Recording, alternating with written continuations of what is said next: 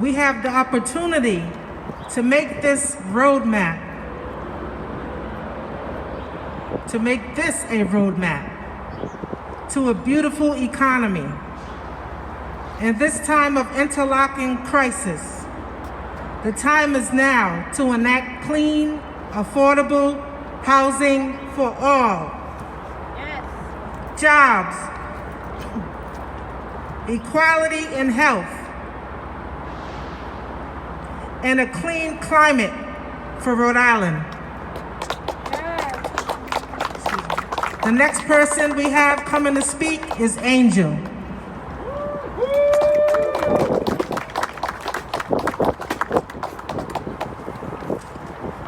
Bear with me, I don't do this often. All right, so to start, let everybody raise their fist if you think you want to see every community in Rhode Island thrive. Yes. Woo! Raise your fist if you want to see children in public schools more encouraged to thrive than believe that they will never be good enough. Yes. Raise your hand if you think every community in Rhode Island deserves adequate housing. Yes. Raise your fist if we deserve clean water. Yes. Raise your fist if we deserve cleaner air. Yes. Raise your fist if we want good jobs that pay high wages. Yes. And raise your fist if you believe the elderly should age with dignity. Yes. Right. My name is Angel Lopez. I've been living in Providence for a long time, since I was 5 years old. Been to Providence schools my whole life. I was one of the ones that chose not to take the classical test so I could go to Mount Pleasant. I'm a first generation college graduate.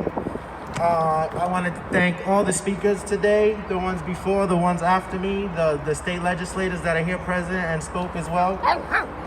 Terry for organizing this, great job. And you all for attending today. What I'm going to speak to you all about today is an invisible barrier that is currently in place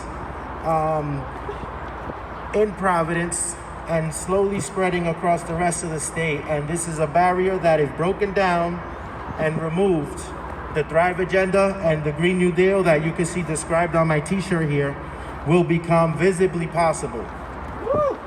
Are you all familiar with what public rights of way are, or the term? All right, so let's name a little what's on a public right of way. The street, the sidewalk, bike paths, and then what's on those?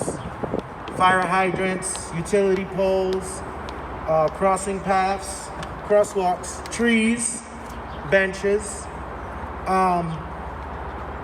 Who maintains those public rights of way? State or the city? The state, the city, the municipality, the community, and those things that I mentioned, they exist on the public rights of way for our benefit, for the benefit of the residents, for the benefit of the community. And simply put, rights of way is just a declared route within a community where the public can travel above the ground. In Rhode Island also, the shoreline is technically a public right of way because we can walk all across the shoreline. All right, so back to the invisible barrier that I mentioned. In late September of 2017, a law was enacted in this state that encouraged municipalities to transfer over the ownership of the public rights of way of telephone poles. And that public rights of way of telephone poles was described as the space the pole is on, the space above that space, and the space below. So let's take a moment to think about that. If the utility poles are on the sidewalk, what's below the sidewalk? We have our sewers, the storm drains, we have the gas lines, and the water lines that are connected to our homes. Shouldn't whoever maintains or owns or controls that public right-of-way have the public's best interest? Because all those items exist for our benefit. We pay for them already, and we pay for them every day.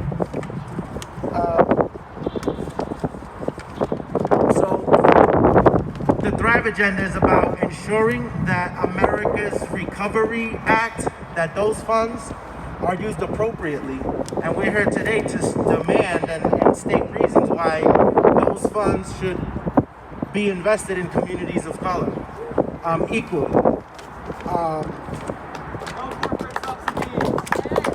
So what happened in April when we were all in lockdown? I live in the neighborhood of Silver Lake. Oneyville Square is right there. The benches got removed where you can sit and get something from the bakery and eat, or just sit and take a rest, sit and enjoy the sun. They got removed and replaced by big brown boxes with smart meters that are always on, always making noise. And the benches haven't come back. Put the 5G up on those poles. There's also a bunch of antennas on the poles as well. Yep. So should we allow whoever made that decision, whatever entity or government body that decided, oh, let's take up the benches in name of public safety, and let's replace it with these energy guzzling devices, to decide or to influence how that America's Recovery Act money will be used?